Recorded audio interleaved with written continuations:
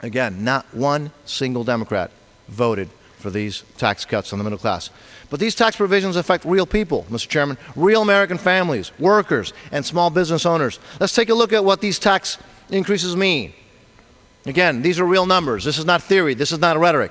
A family of four with $50,000 in annual income, not wealthy people, a family of four with $50,000 in annual income would see its tax bills increase by $2,100. $2,100 in tax increases in 2011 as a result of the Democrats' budget.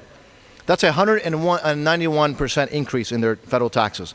48 million married couples will see their tax bills rise by an average of $3,000.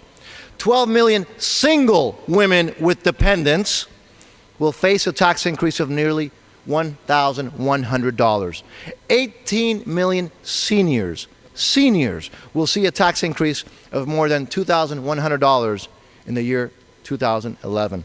27 million small business owners, Mr. Chairman, which are the backbone of our economy, which are the job creators in our economy, will see their tax bills increase by over $4,000.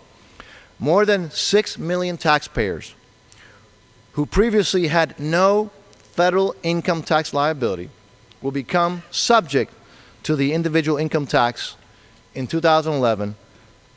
Again, these are low-income Americans because, again, unfortunately, the 10% bracket has gone away. And also their child deduction will go away. These are just a few examples, concrete, specific, not rhetoric, concrete, specific examples of how this amendment and the underlying bill will affect hardworking American families, the American taxpayer. With this budget, 116 million American taxpayers will see their taxes increase by an average of $1,800 in the year 2011. That's actually the underlying bill. With this amendment, it would be even higher than that. And again, I often hear my good friends, my Democratic friends, say that a budget sets priorities.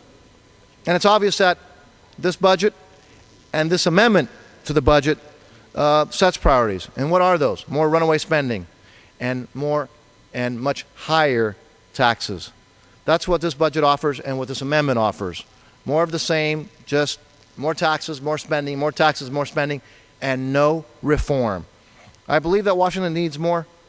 Some people, I guess, believes in this budget, and this amendment shows that some people believe that the federal government just doesn't have enough money and that the people have too much money in their wallets, so the federal government needs to take it from them because we can do a better job here.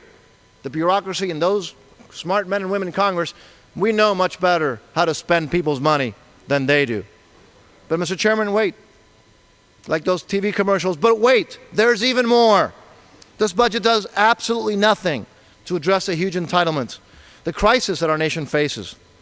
As entitlement programs continue to grow, this underlying budget contains no instructions to reform them so that we will be able to keep them, so that they can continue to serve the people that they're serving, and it will not bankrupt those programs and also not bankrupt the country. Again, the truth is, Mr. Chairman, that Medicare and Medicaid are both growing at more than 7% a year. Social Security is growing at 7% per year.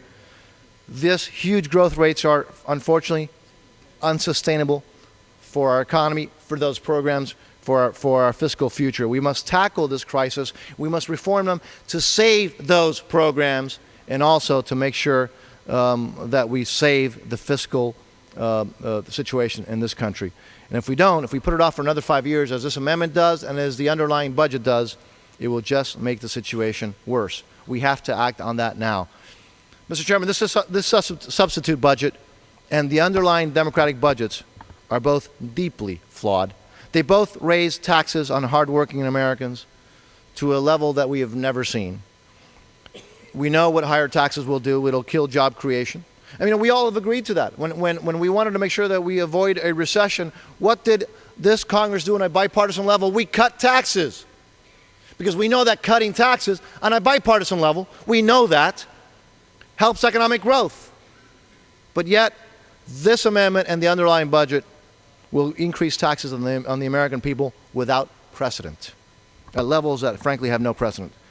And this is just more of the same. And for those reasons, Mr. Chairman, I would respectfully request that we vote down this amendment, and with that, I reserve the remaining part of my time. Do increase spending. And how do they pay for the increased spending? Well, $1.1 trillion over the next 5 years in increased taxes. Let me repeat that. $1.1 trillion in increased taxes. Including who? Who would get taxed? Well, everybody would get tax increase, including, for example, reducing the child tax credit in half, including raising taxes by not extending the 10% tax bracket for the very low-income taxpayers of this country, including not extending the tax relief for married couples. This $1.1 trillion in increased taxes would hit every American, every small business, every family, every taxpayer. I reserve the rest of my time.